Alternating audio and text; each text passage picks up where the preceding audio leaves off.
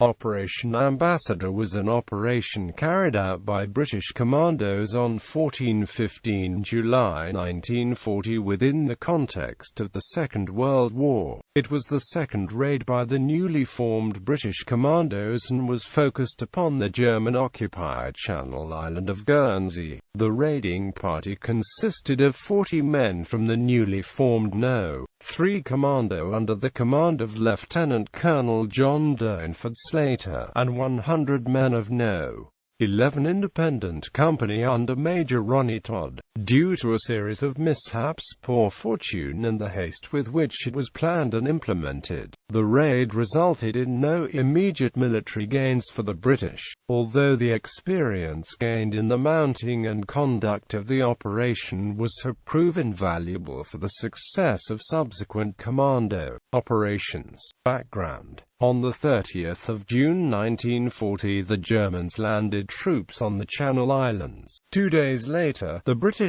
Prime Minister, Winston Churchill, sent a memo to his Chief Staff Officer, General Hastings Ismay, asking him to begin planning an operation for a raid on the islands as soon as possible, and stating that he felt that it would be the type of operations that the newly formed commandos would be suited for. After that, things began moving very quickly. Indeed, the War Office approved the proposal for the raid later that day, and shortly after planning began in earnest. It was decided that a raid by 140 men would land on the island of Guernsey and attack the airfield with the purpose of destroying aircraft and buildings, as well as capturing or killing members of the garrison.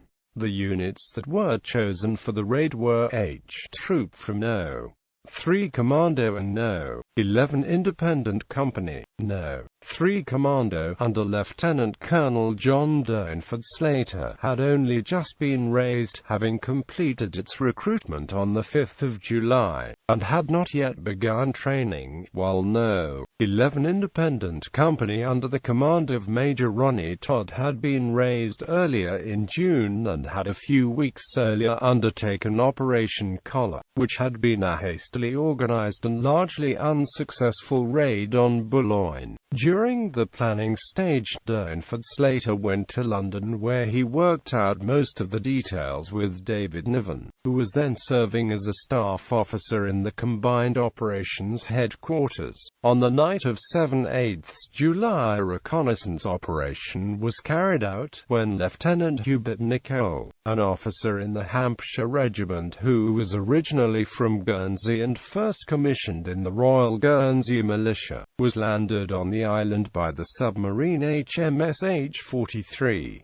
3 days later he was picked up, and based on the information that he provided, it was determined that the garrison on Guernsey consisted of 469 soldiers, concentrated mainly around St. Peter Port, and although there were machine gun posts all along the coast, they were sighted in a manner that meant that it would take about 20 minutes between an alarm being raised for reinforcements to be dispatched. Raid. The original plan had been for the raid to be carried out on the night of 12-13 July. However, at the last moment it was put back to 14-15 July. Even then, shortly before embarkation, Durnford-Slater received intelligence that the Germans had reinforced a number of the places where it had been planned to land some of the parties, and as such the plan was changed at the last moment. After the details were worked out, final battle preparations were undertaken in the gymnasium at the Royal Naval College, Dartmouth, where some of the cadets helped the commandos with loading magazines and helping prepare the Bren guns and Thompson submachine guns that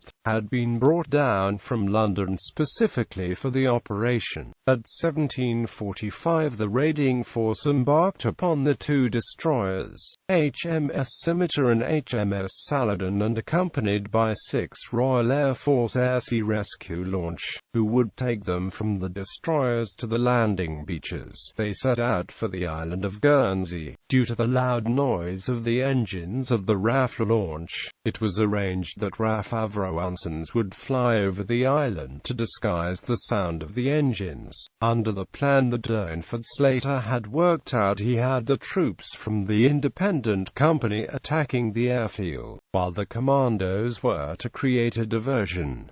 To this end, 3 landing points were selected. However, in the end only the force from No.3 Commando, consisting of only 40 men, was able to land successfully, landing at a beach in Telegraph Bay just west of the Cherbourg Peninsula at 050 on the 15th of July, despite a faulty compass on the launch. One party of No.11 were taken to the wrong island as a result of another faulty compass. Landing on Little Sark, the team explored La Sablonnerie and, not finding any Germans, returned safely to the destroyer. Another party crashed into a rock and the other 2 launches broke down after experiencing a series of technical problems. Although they managed to get ashore, albeit soaking wet, the party from No.3 Commando failed to find any of the 469-man German garrison. Despite locating a German barracks and a machine gun nest, both had been abandoned prior to their arrival. The rendezvous with the destroyers that were picking them up was at 3 o'clock, and if they were late, the destroyers were under orders to leave them behind. So the party subsequently returned to the beach, stopping to cut a couple of telegraph lines on the way. Upon arriving at the landing beach, the raiders discovered that they had to extract themselves by swimming some 100 yards out of the boats, as the tide had risen too high for their motorcraft to beach among the rocks.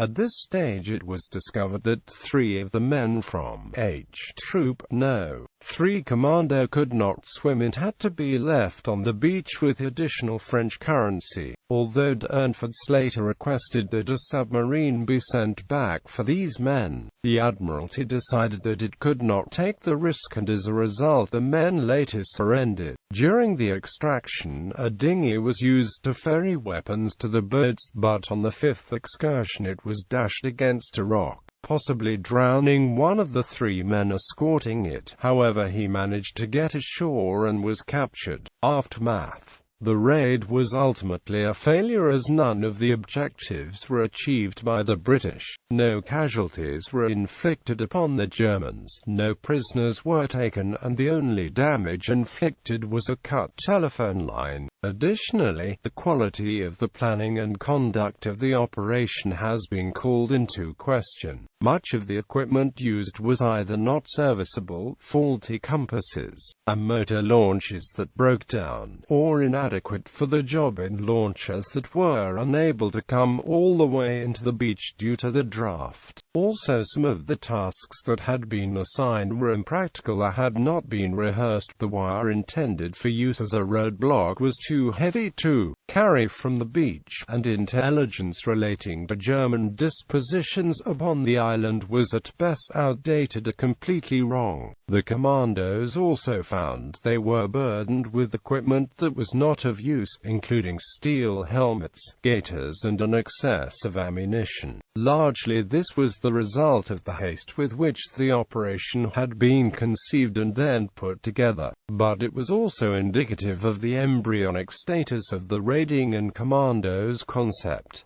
On the political side, the raid was also a disaster. Churchill was said to have been furious regarding the comical way in which the operation was undertaken, and it has been alleged that for some months the whole commando concept was in jeopardy, with authorities considering the disbandment, although this did not eventuate.